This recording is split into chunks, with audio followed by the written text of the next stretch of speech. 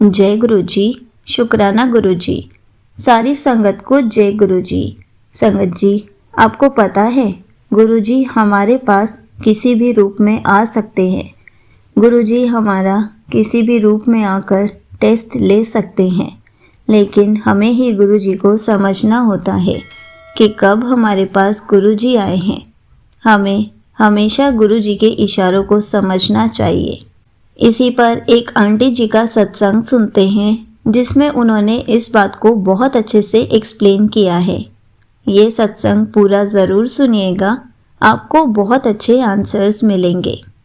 तो चलिए आंटी जी का सत्संग सुनते हैं। जय गुरु जी की। मैं 1995 में मैं गुरु जी को मिली थी। तो गुरु जी के वहां पर जब गई मैं, तो गुरु जी कहने किस वास्ते आई हैं? तो मैं कहा गुरु जी मेरी बैक में बहुत प्रॉब्लम है, 4 जगह पे हड्डियां जुड़ गई हैं और मैं बहुत लंगड़ा के चलती थी और जमीन पे तो बैठ ही नहीं सकती थी। तो गुरु जी ने कहा चल तेरी ठीक कर देने। गुरु जी ने मेरा वो ठीक कर दिया, पर मेरे को बहुत डर था कि मैं जमीन पे वहां जाके कैसे बैठूंगी। जीके में गुरु जी बैठते थे, मैं अपने साथ गद्दियां लेके जाती थी।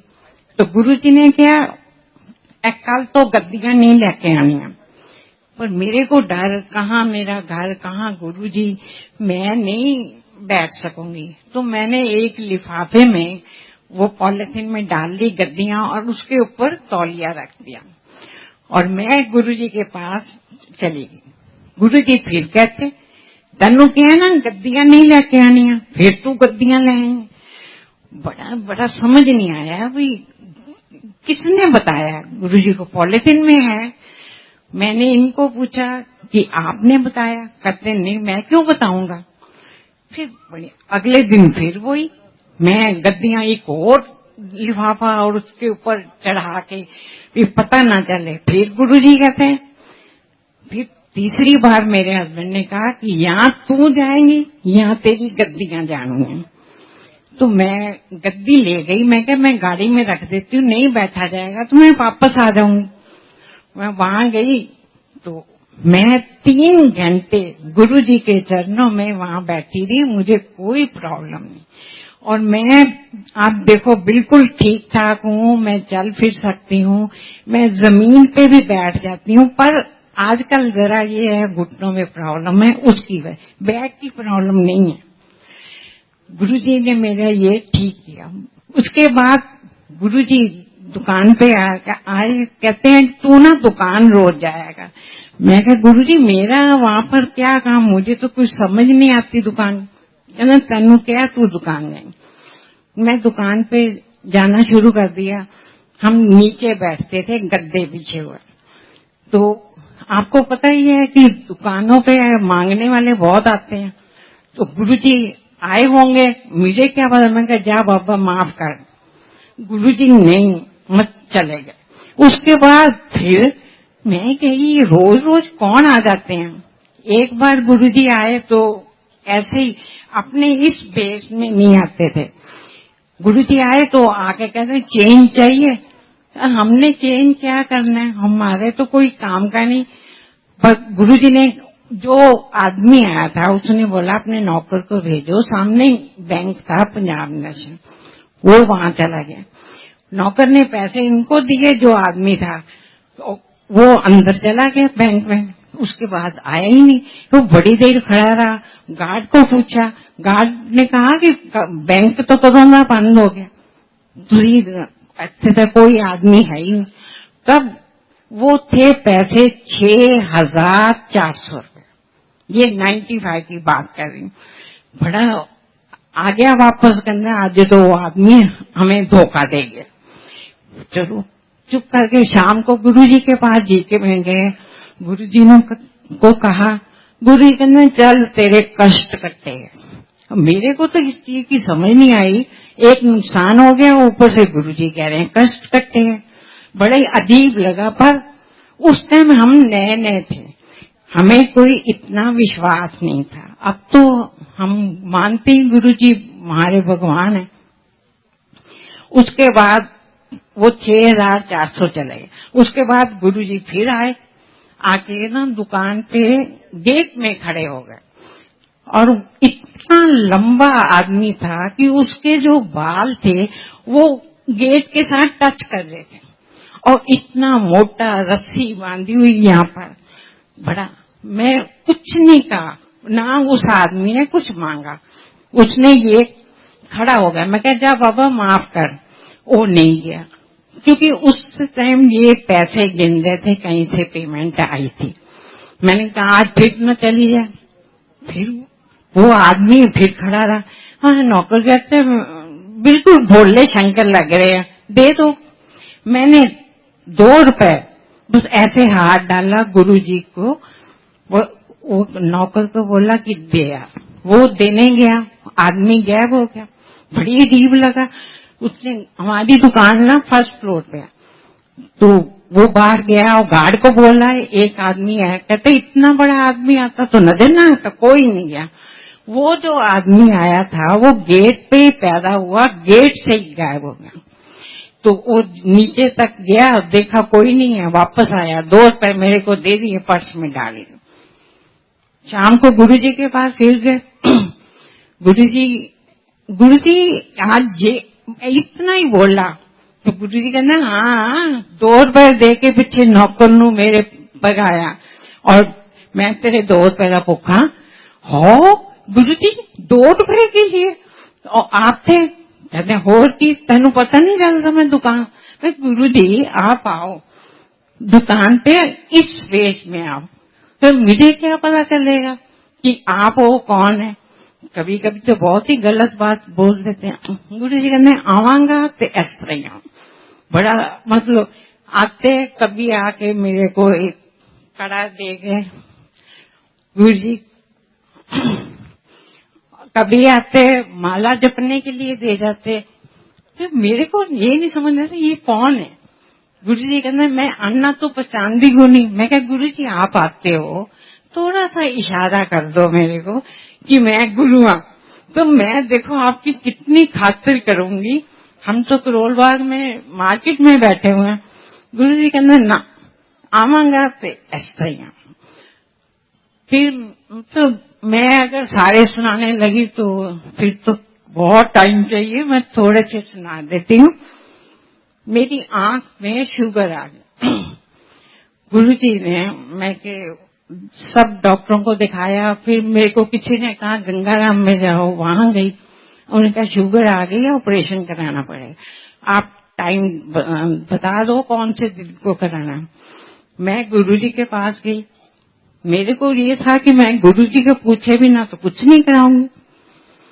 वो कहता है आंख आपकी क्या है आपने, मैं क्या मैं अपने हस्बैंड से सलाह कर लूं। कहता आंख आपकी क्या है हस्बैंड को, मैं क्या फिर भी पूछना तो बनता है ना।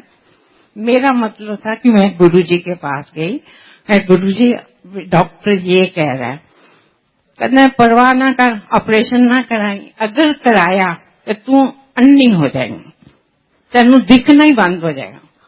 बड़ा, मैं तो तब तो गुरुजी के पूरा विश्वास था। गुरुजी ने मेरे को इतना कहा, तब ना लोग माला चढ़ाते थे गुरुजी के आगे, तो गुरुजी ने नंबर बताया, इस नंबर की माला उठा मेरे को दे। मैंने माला दी और गुरुजी ने मंत्र पढ़ के मेरे को दे दी। घर जाके इसको पानी में डाल के नहा लेना तो ठीक हो जाएगी और आँखों पे छिट्टे मारने। मैंने वही किया। आज इतने साल हो गए, मैं बिल्कुल ठीक हूँ। वो शुगर कहाँ आंख में गई पता नहीं, मैं बिल्कुल ठीक हूँ। गुरुजी फिर चले गए जलंधर, उसके बाद चंडीगढ़, तो बड़ा मन नहीं लगता था, बहुत रोती थी मैं फोटो के आगे।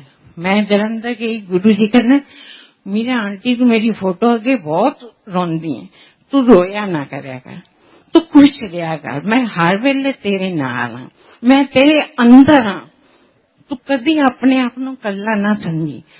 गुरुजी, मैं जब भी पाठ करती कंधे पे कोई ऐसे जोर से दबा देता, कभी मेरे सिर पे, मेरे को समझ नहीं आती ये कौन मतलब पीछे से दीवार है और ये कौन मेरे को करता है। तो गुरु जी को मैंने कहा, गुरु जी का तन पता नहीं चल रहा, मैं आना नजर नहीं। मैं कहा गुरु जी नजर तो आते ही नहीं आप, कहना मैं तेरे अंदर जो बात होगी। गुरु जी के जाने के बाद मेरे को बहुत बहुत अकेलापन, बहुत रोती थी। मैंने सुबह उठना, हमारे कमरे के साथ ही मंदिर बनाया हुआ था, उसको और कोई रास्ता नहीं था, सिर्फ बेडरूम ही था। मैं उसमें जाके बैठ जाती और एक शीशी में पिस्ता और बादाम डाले हुए, गुरु जी को जाके कहना, गुरु जी गुड मॉर्निंग, सारी कथा सुनानी अपनी दुकान की एक दिन पहले की, गुरु जी आज ये हुआ वो हुआ सब। फिर मैं बाद में कहना, बादाम खाओगे कि पिस्ता खाओगे?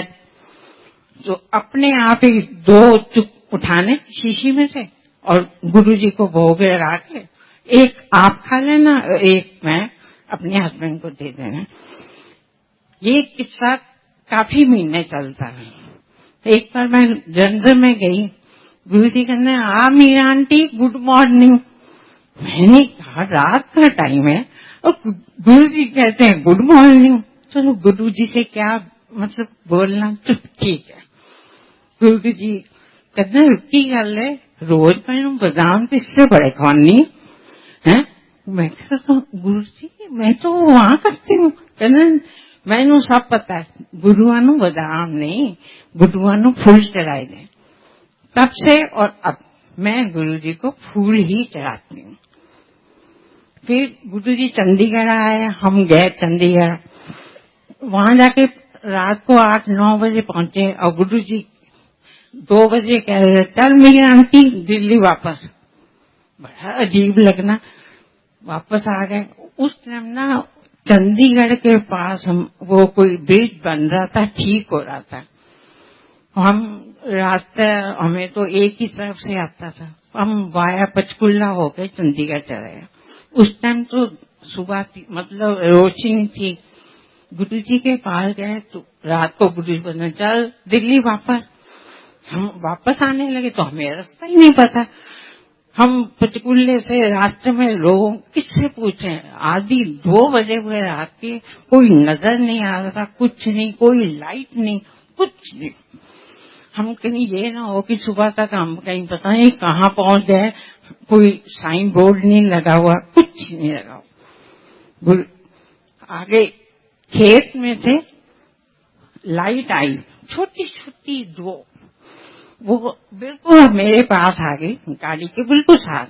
उसने आके पास आके कहा, हमने कहा अभी हाईवे कहाँ पर पड़ेगा, हम कहाँ पर हैं इस टाइम पता नहीं। वो कहता है 13 किलोमीटर सीधा चले जाओ, 13 किलोमीटर। हमने कहा ऐसे ही कहा, जैसे हम आगे आए तो साइन बोर्ड पे लिखा हुआ था 13 किलोमीटर। हम तो बड़े हैरान हो गए। फिर हम वापस वहां पर हाईवे पर पहुंच गए। वहां पर पहुंचे तो बड़ा अजीब सा लगा कि ये आदमी कौन था। मोटरसाइकिल पे 2 आदमी थे, वाइट कपड़ों में, और वाइट दाढ़ी इतनी बड़ी, एक चला रहा था एक पीछे था। फिर उसने फिर पास आया, शीशा के ऐसे किया, कहने कितने जाना। मैंने कहा हम तो हाईवे का रास्ता पूछे। उसने कहा सीधा सीधा चले जाओ। बोला मेरी मदर इन लॉ मेरे साथ थी, उन्होंने क्या, उनको टेररिस्ट का बहुत ज्यादा था, तो उन्होंने क्या हूं ते गड्डी साडी खो लेनी है और सानू सारियां नू मार देना। मैं तो कह के गुरु जी तुहाडे तो 3 भगत कट जाएंगे, हूं कुछ करना दे तो कर लो। 3 भगत गए, पीछे मुड़ के देखे वो आदमी गायब हो गए। फिर हम थोड़े दिनों के बाद फिर चंडीगढ़ गए। गुरु जी कहते आ मीरा आंटी फिर उस दिन की होया सी, रास्ता भूल गई थी। मैं कहा हाँ गुरु जी वो आप थे। कहते होर की तू मैंने याद किया, मैं आ गया। मतलब कि गुरु जी इतना ज्यादा हमें जिस वक्त याद करो। जय गुरु जी की। Thank you so much aunty जी, आपने अपना सत्संग पूरे गुरु परिवार के साथ शेयर किया। आपने बहुत अच्छे से बताया कि गुरुजी हमारे पास कितनी बार आते हैं, कितने ही रूपों में आते हैं। बस हम ही नादान हैं कि हम गुरुजी के दर्शनों को समझ ही नहीं पाते। संगत जी, हमें गुरुजी के दर्शन को समझना चाहिए कि कब हमारे पास गुरुजी आए हैं, क्योंकि गुरुजी हमारा टेस्ट लेते हैं तो वो किसी भी रूप में आ सकते हैं। अगर कभी भी हमारे पास कोई बाबा या कोई भी ऐसा इंसान आए जो हमसे कोई कुछ मांग रहा हो, और अगर उस टाइम हमारे पास देने के लिए कुछ ना हो, तो हमें उसे कभी भी अपशब्द नहीं बोलने चाहिए। हमें सिर्फ उनके सामने हाथ जोड़ देना चाहिए, क्योंकि ये सब हमें गुरुजी ने ही सिखाया है कि अगर किसी को कुछ ना दे सको तो किसी को अपशब्द भी ना कहो, सिर्फ उनके सामने हाथ जोड़ दो ताकि वो आगे चले जाए। अगर हम कुछ अपशब्द बोलेंगे तो हमारे कर्म बुरे हो जाएंगे, इसलिए हमें अपने कर्म अच्छे रखने हैं, कभी किसी का दिल नहीं दुखाना है और गुरुजी के दर्शनों को समझना है। जय गुरुजी। शुक्राना गुरुजी।